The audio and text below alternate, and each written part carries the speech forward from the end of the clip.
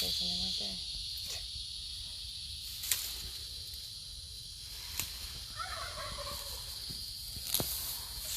Hello everyone, good morning and welcome back to the garden.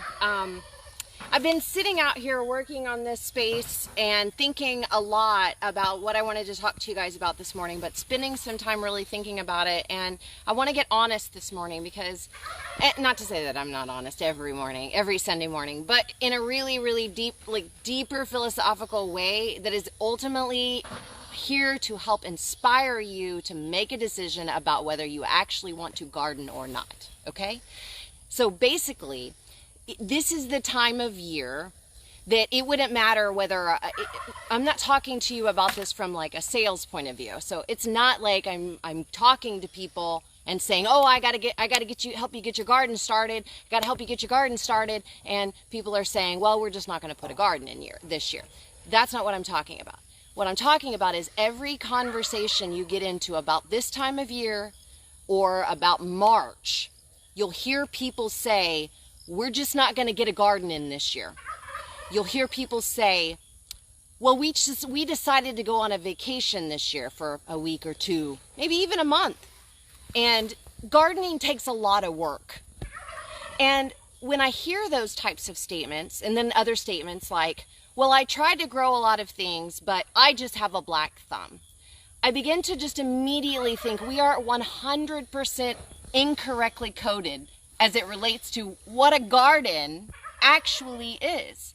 Because if you're putting in a garden every single year and you're starting from scratch every single year, then what you're trying to do is to farm as if it's the 50s and you have an acre of land to turn into a production garden to feed your entire family for an entire year. And almost everyone I know isn't trying to do that and isn't trying to grow professional gardens. And so what ends up happening is that you waste a lot of time, energy, and money because you put a garden in every year. But gardens don't get put in. Gardens exist. Gardens, even the concept of permaculture gardening is a permanent garden. But the word gardens and gardening is not just about rows of food, which I think that after, and bringing back up that subject of the victory gardens after World War I or during World War I and the rows and rows and rows and how the government taught us how to grow enough food to feed our families because there wasn't enough food for the farmers. The farmers weren't creating enough food and a lot of the men were at war and things like that. And then we came back from that war and we had the ability to create these massive amounts of fertilizers and everything in agriculture changed. And we created this monocropping, mechanized, how do you say that word? Mechanized. There you go. Mechanized systems of agricultural production that I believe what has happened is through our generations, especially in the rural parts of America, we don't know a different way to garden because we've seen row gardening for the last 70 years in our existence, in our family traditions, in everything, because we are putting in a garden and then we're letting the crop, kind of like a farmer puts in a crop. We put in a crop of cotton this year and it's 10,000 acres of land and it's going to take 10 days to do this part of the project. And then it's going to take 20 days to do this part of the project. And then But what has happened is that we've brought in America the concept of gardens and gardening to this idea that we are going to put it in the spring, kind of like our annual flower beds. We're going to put it in spring. Or Christmas lights. Exactly. And the concept of done in a day simply is unrealistic as it relates to everything. Everything. So the idea that we picked one Saturday and we plowed up an entire section and we put in a garden and we did that all in March, which you were actually a little bit late already anyways. You did all that in March, and then by the time May and June heat hits, you've gotten a handful of tomatoes, maybe more if you're in the perfect sandia spot with all the beautiful sand and you're just growing mountains and mountains of celebrity tomatoes. Okay, that's possible. It happens, right? But in addition to that, you've grown more zucchini than you know what to do with, and you don't really want to eat the zucchini that bad. You've grown all of these okra that they're overgrown, you don't know what to do with them anymore. And the fact of the matter is you have literally wasted your time, money, and energy because now it's dead and you're starting over again. Except that it's September and it's cool and the days are long and you're preparing for your fall season. You're preparing for the school season has started and you're preparing for the holiday trips you're going to take and the vacations that are coming over the next year for your family as you work the year out. The thing you just described is certainly an imbalance of results versus efforts. Right, and that's not unusual because, and here's the thing, when I say the word you've wasted your time and money, everyone wastes time and money, and it's okay, and you're allowed to. And if you did one garden one year and you gave it a try, and at the end of the day, but when I say that, what I'm saying is that if you care about organic food production, you care about local, you care about vegetables, you care about your health, and that's why you think you want to put in a garden, but you're putting in a garden that you really don't have time to tend to, then don't waste your time and money. Go buy stuff from the local farmer's market. Go buy stuff from the grocery store. It's all there for you. But if you want to put in a garden that lasts all year long, for years and years and years and years and years. If you want to put in a garden that doesn't require a lot of work, it requires as much work as you're willing to put into it, but it's still a garden. If you require a garden that allows you to take 2 weeks off and go on a vacation with your family in the Christmas season, which is a perfect time to go on vacation if you love gardening, then put in a permaculture garden. Put in a garden, and don't put in a garden every year, every 6 months. Put in a garden a year ago or today, and then garden. Be a gardener. And that doesn't require, because you're not a professional gardener, or you may be because I don't know who all's on here, but you are likely not a professional gardener like I am. So you're not going to spend every day, 5 hours a day gardening. You're going to spend an hour in your garden, right? So you've got one raised bed, one small raised bed. And every year you clean it up and you leave in the vegetables and you leave in the herbs and you leave in the things that are existing and you replant seeds and you put new stuff in. But all around that garden is all kinds of other perennial things growing and overgrowing and flowers and all kinds of other things growing over there. So that if you have to walk away, you just leave it quiet for a little while. And this concept of, oh, well, it's 2 weeks, I'm going to be gone for 2 weeks and I can't fit that into my gardening. Well, if you're babysitting baby seeds like I am, baby seeds, baby plants, babies that need to be watered twice a day, okay, then I get it. Plan ahead enough to say, I'm going to take this 2-week-long vacation, but I'm not going to have any seeds germinating during that 2-week period.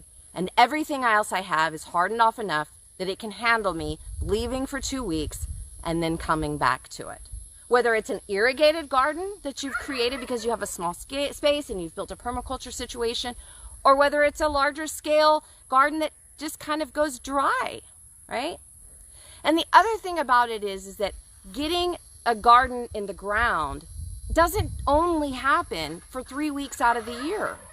Getting a garden in the ground is literally something you can do all year long.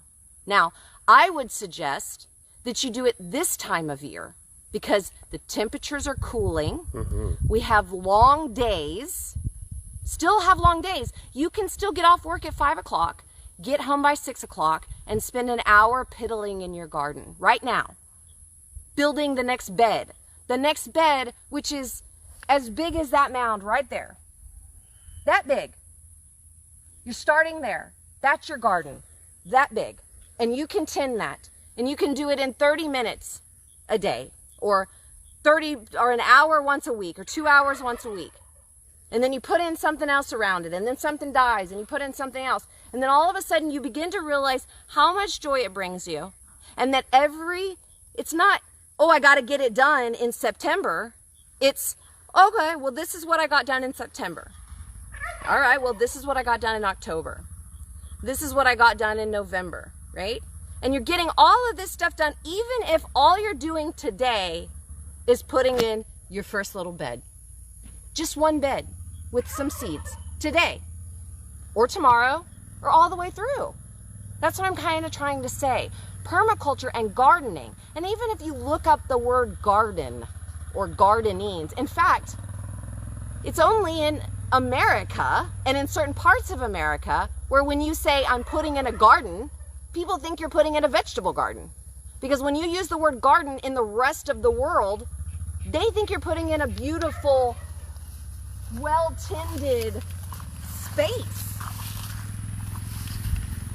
They think you're putting in maybe flowers. They don't know. They're putting in all kinds of gardens. They're putting in flower gardens. They're putting in perennial gardens. They're putting in butterfly gardens. They're putting in gardens. This is a garden. And this is a permaculture style gardening. Now, permaculture itself is a lifestyle. There's a lot. There's like 9 elements. And I have not studied the permaculture lifestyle to the point of certification type of study, right? But the idea of permaculture gardening is not foreign. It's just a permanent structure that you put in a year ago, and every few days or so, you piddle in it. And you put in things that you love, like flowers, and you draw in the butterflies, and you draw in the beneficial insects that help to balance out the problems. Like my friend that's still down here. I was hunting for some food this morning. I mean, look, I'm a professional gardener, and I've got weeds in my garden in September. And I'm not looking at this going, well, I guess I'm not going to put a garden in this year, because I already have a garden.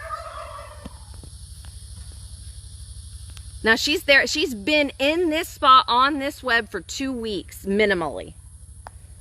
So I've left her alone.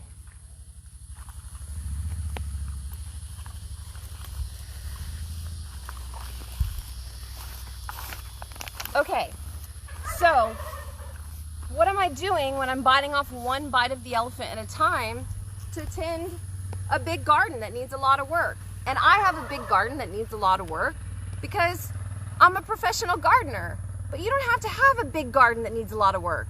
You can start with a little garden, just one little bed, and then you decide you really like it, and you do a little bit more, because you're eating one bite of the elephant at a time. You feel a level of success, and absolutely, let me get a second one or a third one. And what happens when you build a second one and a third one is that when you built the first one, maybe you didn't do everything exactly like you wanted to. But instead of trying to start over every 6 months, think about moving. We just moved, right?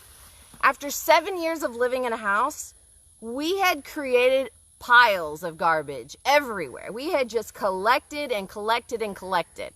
But when we moved to the new house, everything's open and clean and all just how I want my standards to be set. So I'm getting up and I'm sweeping the floor and I'm making the beds and I'm putting the dishes away because the standards are different. Because I've learned after being in a garden, a house for 7 years, that I'm going to start planting so many seeds that certain things grew in an invasive way that I didn't like anymore. But with gardening, it's not like picking up and moving an entire house. I can just go, you know what? I'm going to start a garden right there, right over there. And in that space, I'm going to go one step at a time. And all the things I've learned from the last year of gardening in this other place, the mistakes I made, the new standards I've set for the new way I want to garden, the new things I'm doing, I'm going to start them in that other garden. And then once I get that other garden up and going, which helps to keep me in the, I'm actively trying to feed my family some food that's coming out of my garden, take some expenses off of our lifestyle, off of our grocery budget, because that's the goal, really, unless you're just playing with gardening every once in a while. And that's a completely different thing, and it's completely okay. But if you're not doing that and you want to prepare, then you build a new garden, you take it one step at a time, and then you go back and clean things up. And you learn you have better tools than you realized you had. Like, this tool is fantastic. If I'd have known I had this tool, actually, I had this tool when I worked at the Learning Garden. I never used it. I can sit my 42-year-old butt on the ground and weed by hand this entire section in not a lot of time with this little tool that I play with.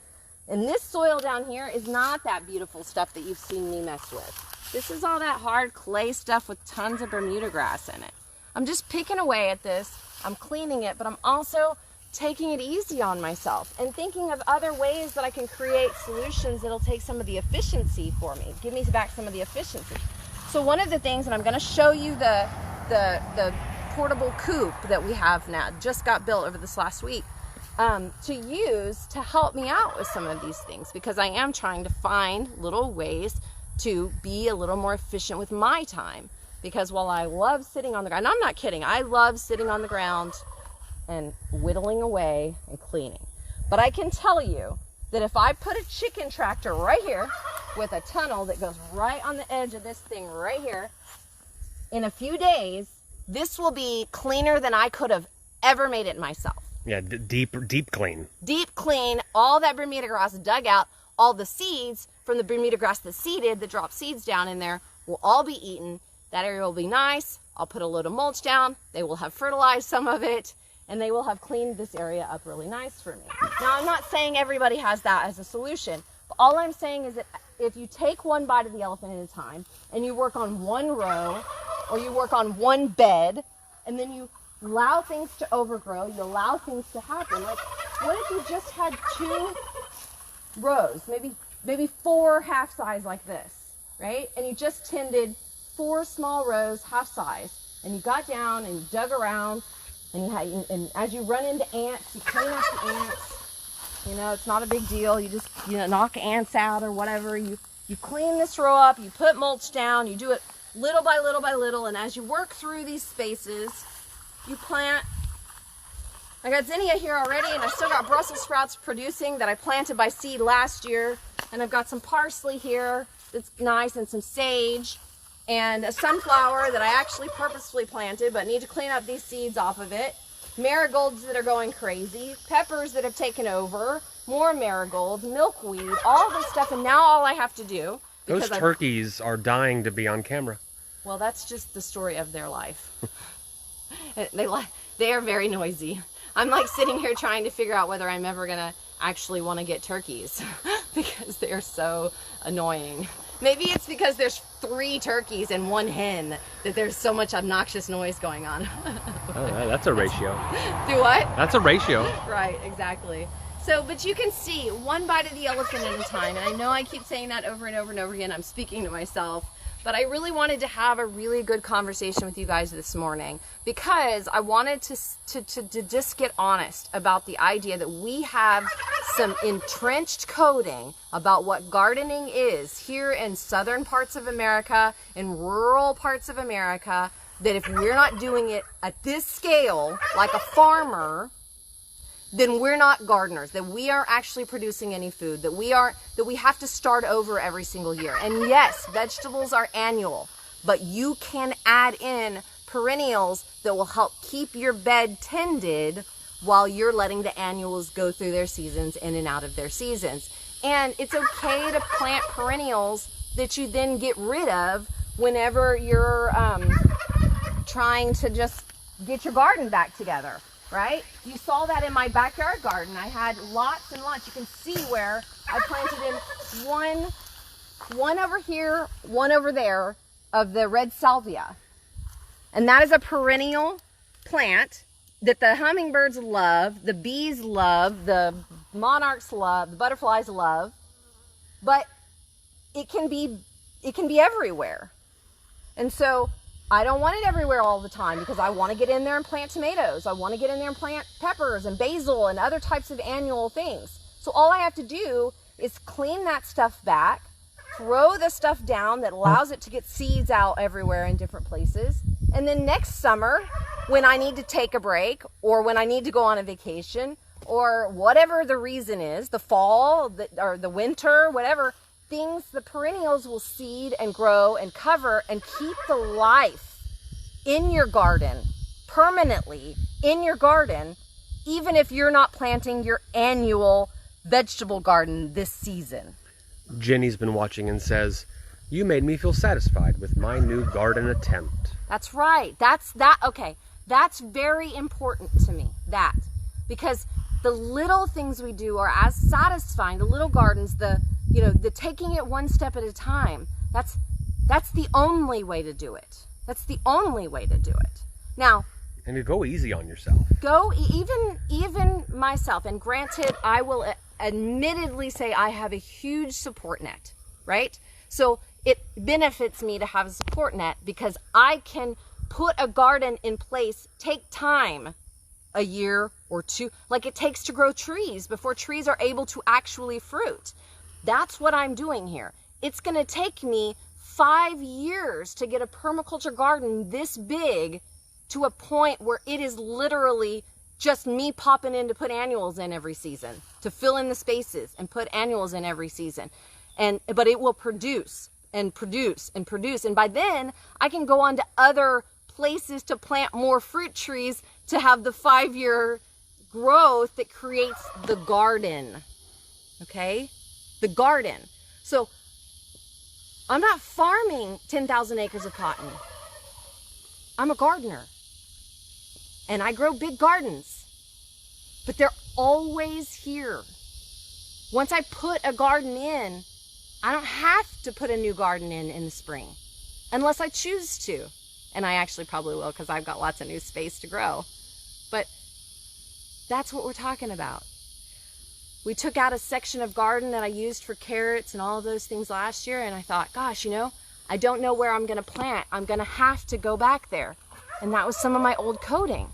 Because I'm like, I've built plenty of gardens, and the timing is perfect for me to clean and put in my root vegetables right where I am, here and in the other gardens. So even my coding with going one step at a time is still gardens that's got to get it done. Make sure I get it done during this time. Got to get it. No, gardening is, especially here in our part of the country, it's a 12-month process. But that doesn't mean you have to work hard every day for 12 months to have vegetables that you feel good about in your home. If that was the case, I don't think you'd do it. Oh, I don't think I would have done a lot of things in life if I learned that technique when I was having babies. Because college. I learned that, they told me that I would learn something in college, and I did. I learned to take it one semester at a time. I learned to take it one bite at a time. I learned to take it one test at a time. I learned to take it one step at a time. And that's all you can do. That's literally all you can do. Now I'm walking over here because I want to show you what we've got going over here. I concocted this idea that I needed to get my tractoring system. You guys know my tunneling system over at the garden house, but this one has to be more permanent because this is a true coop where I could put a few chickens. Overnight, they've got a nesting box. So down here, actually let's go down here because you can see where the door opens up.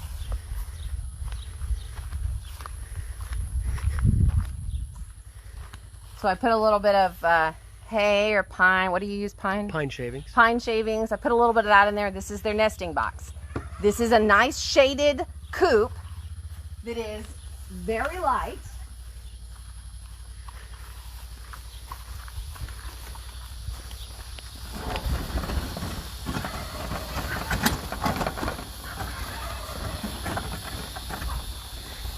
Get me pulling it for the very first time. What I need to do is get an attachment to it so that I can connect it to the mule. Yeah, like a handle to drag it, or a tow hitch of sorts. This is how I get my exercise, by the way. I know exercise. I drag chicken tractors.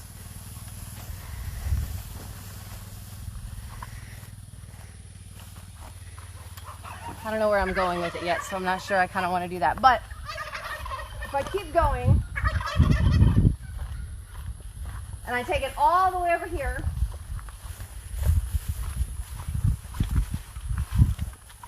and I put it down right here, and I connect to my tunnels that we already have, to that space right there with an end cap.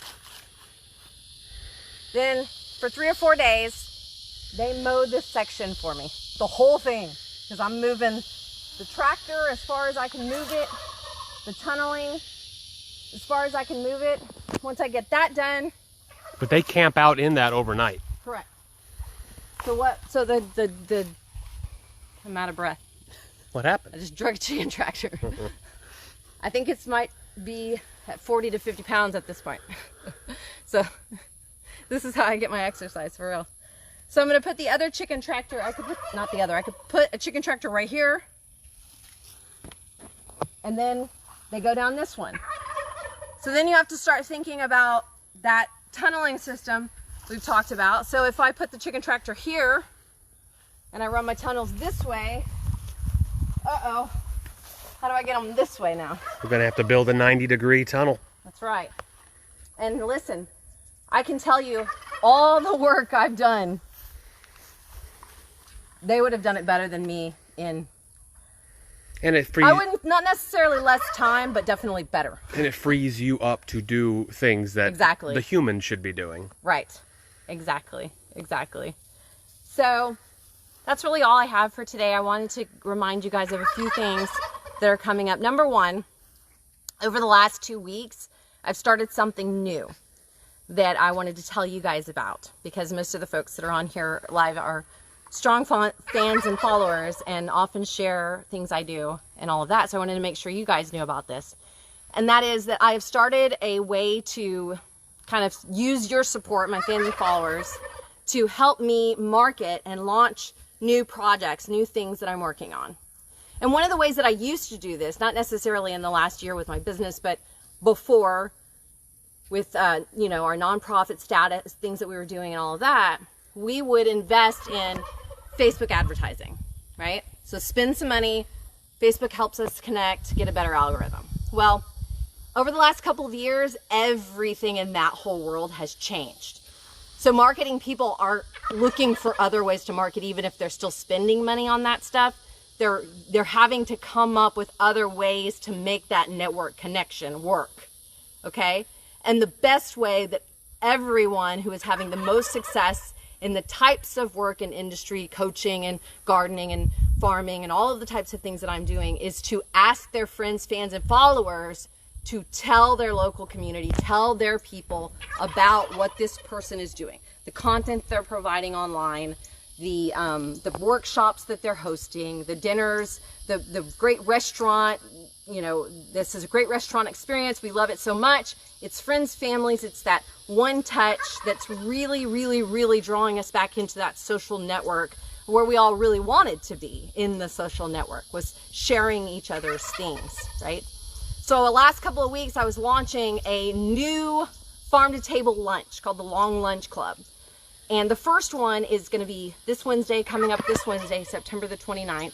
It's actually closed, tickets sold out, not necessarily sold out, but sold out to the point that I was ready to shut it down on Friday. Is done, but I'm going to do more of those. But what I did with that particular launch is I started a new thing.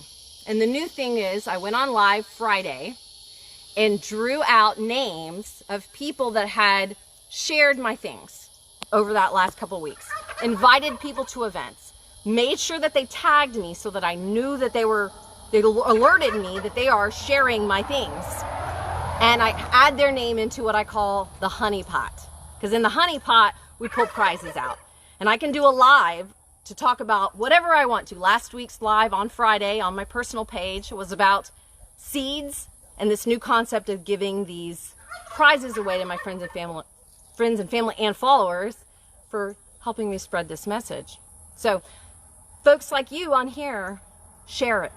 Share this video. They go into the honey pot. They go into the honey pot. When I see your name sharing, when I see you tagging people and telling people, hey, you should check out what Aislynn's up to, I'll put your name in the honey pot, and the next time I do a draw, your name will stay in the honey pot until you win something, right? And we're talking about products and services. On Friday, I gave away a 30-minute private coaching call and a basket of vegetables dropped off on your door in November. Those are the two prizes I gave away. So good stuff that you probably are looking for, hoping for, and wanting.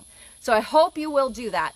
So you can share this live anytime, or anything else I do. Make sure I know by tagging me. But here's one you can help me with. I'm doing a seed swap and plant swap here on the farm next Sunday afternoon, October the 3rd. I think the time is 3 to 5 p.m. here, Central Standard Time at the farm. It's a BYO your seeds to swap, BYO your plants to swap, BYO your beverage you want to share, BYO a snack you want to share. Depending on the temperature and the weather, we'll either be outside in the nice pavilion or we'll be inside in my new studio space. We'll take some quick walk around tours of gardens and chicken coops and things like that. But most importantly, we're going to talk about the good, the bad, and the ugly that's happened in our gardens over the last year, and share some seeds and swap some plants and swap some seeds and plants. And so I hope you guys will come out to that. I'll drop the link to the event in the comments down here. Go into that event, invite your friends, because that will help with your sharing. And again, you gotta make sure I know you're sharing, otherwise I don't know to put your name in the honey pot. And the moment I see your name, I will put it in the honey pot. So that's what we're doing. I can't wait to give you guys some more loving from the garden, and I will see you very soon. Bye.